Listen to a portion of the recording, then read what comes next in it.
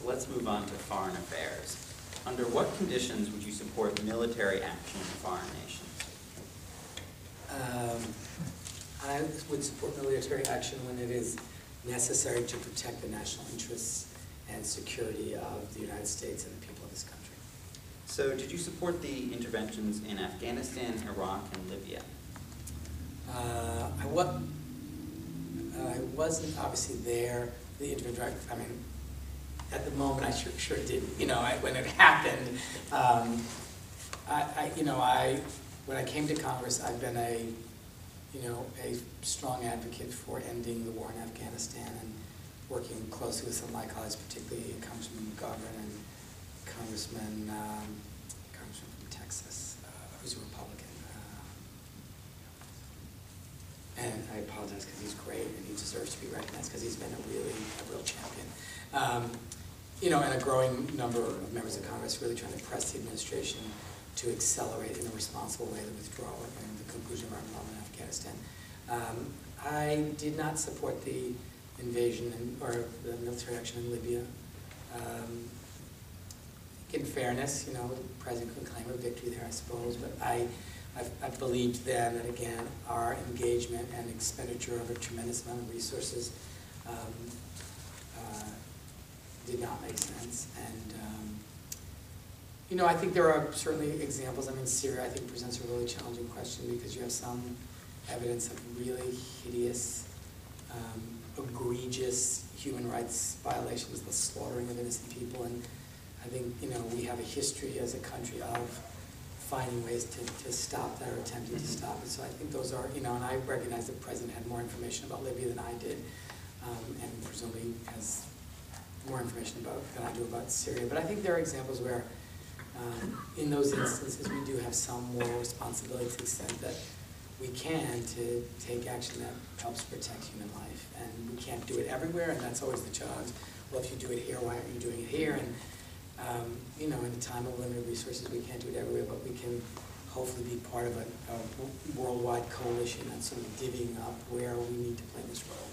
So is there a historical example of an intervention that the United States has taken that you think was appropriate, or is there an intervention we should have taken for humanitarian reasons? Give an idea of what I think in the Sudan, I think that it continues to be a place where the United States should play a role. I mean, some of the atrocities that are occurring here are really, really, I think history is going to recount this, some of the worst atrocities in the history of the world. So you would support a no-fly zone in the Nuba Mountains? Yes. Can I just ask you your thoughts on our drone program that seems to be? Yeah, I think it's I think it's a really I think it is changing the way we think about warfare and war, and I think the most alarming thing about the drone program is the kind of decisions that are made about when they will be used and against whom, which are really, I think, difficult to square with many of our basic constitutional tenets.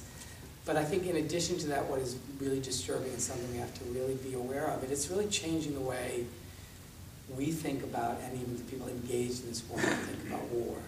When people were participating in wars where they themselves went into the battlefield and saw and felt the consequences of battle, it was a limiting, it created some sense of the gravity of what was happening. And you hear some accounts of the way the drone program works. These folks are like doing the drone attacks and then going to like Burger King, and going out for lunch, and the kind of depersonalization that comes with that in that context with weaponry that is so powerful, I think is something we need to be pay close attention to, the impact that is already having and will have on the likelihood and frequency of using that kind of military approach. So I think it's something we should be really, really concerned about. In a related sense, the president's so-called kill list, and do you support some kind of oversight of that? That doesn't seem to be in play right now. I think that's an example of, I think the people who have talked about what should our approach be to this war on terror there have been 2 schools. One is this counterinsurgency, which I think doesn't work, where we're investing huge amounts of money going into a country and think we're going to, sort of change the hearts and minds by, engaging in battle and then building up. It's been a complete failure. The sort of counterterrorism stuff, where you actually are trying to find and identify people who are posing a threat and a danger to our country and the well-being of our citizens, and then going after them. I mean, I think that is a much more precise and limited, and if successful, more effective way. But to your point, it has to include some system, and I don't know what that system is, but some review so that we're sure that that warfare is targeted to people who are actually intending to do harm to the United States and its people, and that they're, it's an imperfect system no matter what you design. But I think most people would say the current system doesn't have a review process in place at all, at least to my understanding. And so I think we need something that provides some oversight, some reporting and some oversight, so that one can imagine an example of someone who is, in fact, on their way to commit a crime that would, an attack that would do terrible damage in the United States, having some right to stop that from happening, even if it included killing the person engaged in that act. But I think we would want to know that that's limited and that there's some review somewhere in those actions, so that the president has the ability to both protect our country, but at the same time honor our liberties and honor our Constitution. I think we have done that for most of our life as a country. It's hard sometimes, but I think we have to do it. I mean, I voted against the Patriot Act reauthorization because I don't think it had the kind of safeguards that we should expect. So I think I don't accept the proposition that you can't do both things, that you can't protect the United States and its people and protect our Constitution. Otherwise, what are we fighting for? So I think we have to be sure we do both of those things, and it's hard, and it may not be immediately, obviously, how we find that balance, but I think we have to do both.